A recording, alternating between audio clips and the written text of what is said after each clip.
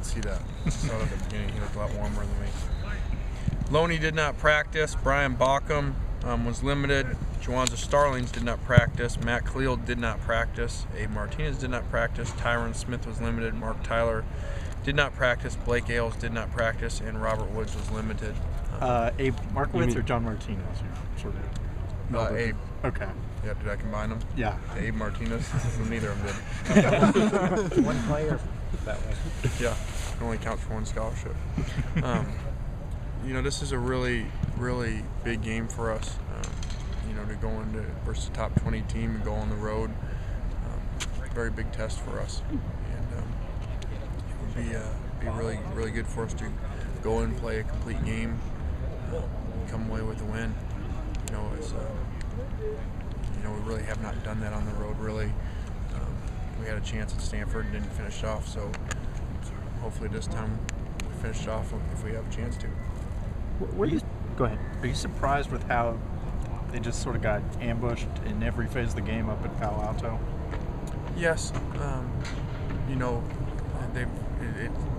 It's surprising because they're so good on both sides of the ball. Sometimes that'll happen. You just don't click on one side, and the other side isn't very good. But they're very, very good on defense, very good on offense. So usually, that doesn't happen. And they went up there. They also played really one of the hottest teams in the country too. I think would be, the talk of the West Coast. It wasn't for Oregon, and Stanford, has played extremely well. Went up to Washington and, blew them out, and so they're playing really well right now. And Arizona caught them at a bad time on the road. Outside of that, Arizona's played very well this season. What would you like to see Matt do better after he's had a couple games here in a row with some interceptions and his completion percentage hasn't been quite as high and stuff like that? Yeah, just the consistency of things. He just gets, he gets so anxious to make plays all the time, and so, it's been an up and down season that way. He'll have great streaks of 120 straight passes without an interception, and then go back to David Osborne's really isn't his fault. David keeps moving in, and the ball hits him where he can catch it. So you also have to look at the interceptions. The other one's completely a terrible decision, and especially on first down in the red zone. It's everything that you talk to him about. First down in the red zone, throw the ball away. We'll give you another chance. And that was the most disappointing play of the game. For decision making, because you just got to throw it away and go to second down. You still have 2 more shots to get it in. So, do you say that to him right before that sequence, like what you just said about, it's first down and a lot of times you'll remind him, or we have some signals that, that I'll give him when he's out there, that basically say be smart, check it down, make a good decision. And that's, if you look at it now, that same thing happened in Washington State.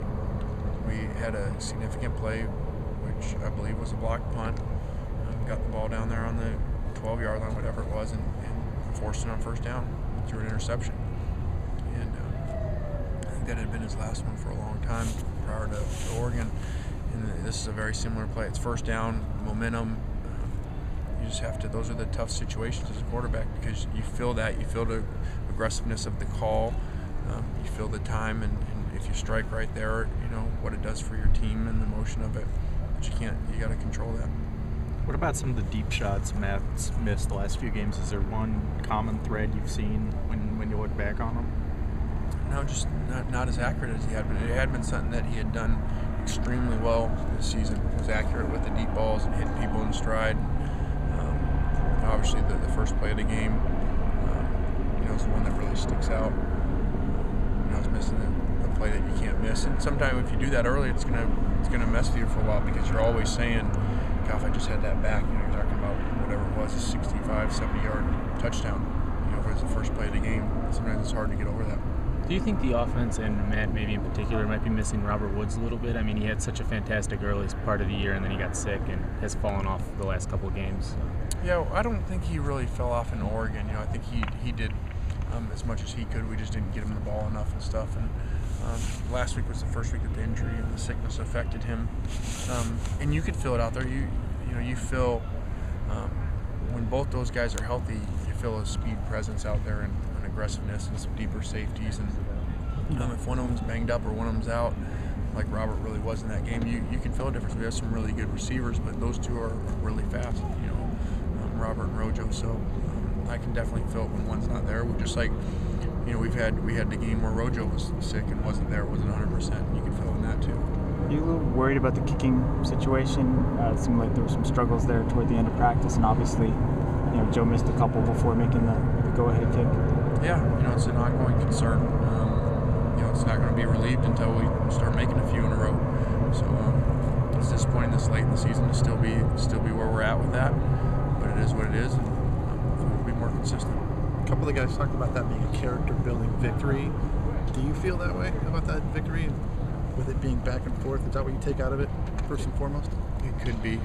There's no way for people to know that now. It'll all be. If we go out and lose, then everybody will say it wasn't. If we go out and win and run the table, everybody will say it was. So it's all about what we do from here on out and being consistent. And it's not all about those last plays. There's a lot of plays before that that can be made so that we're not in that situation. So that if we are fortunate to take a lead 29-14. That we don't give them 7 back on a kickoff return. We close the game out and turn it into a lopsided win. How did you grade Dylan in his first start running back? I thought running the ball, he did some good things as far as being consistent. He didn't no negative runs, which is unusual for a young guy. A lot of times you also because they stop their feet and try to do too much. Did make a couple guys miss. Unfortunately, I think he had a 30-yarder that was called back. So the stats don't look very good. Disappointed in the pass protection on the play that ended up being the interception, because that's the exact same protection that he missed on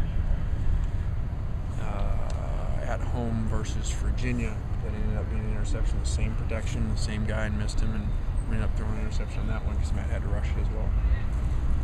Brittany Barkley. Do you have an update on Markeith? On Markeith. Him? Yeah, Markeith's back with us. He's been gone for a while and did what our expectations were for him off the field academically, and showed that he wants to do things right. So we'll give him a chance and see if he can do it. See me too? Yes. The tailback position has been pretty much 3 deep all year. CJ got some reps today. Is he really challenging to break into that rotation? Yeah, today's the first day we've really seen CJ look full speed, since his injury, and he looked very good today. And so it'll be interesting to see as the week goes out. As you guys have seen, we're not going to try to prove ourselves right because of the depth chart. So if he's the best guy at the end of the week, then he'll play the most.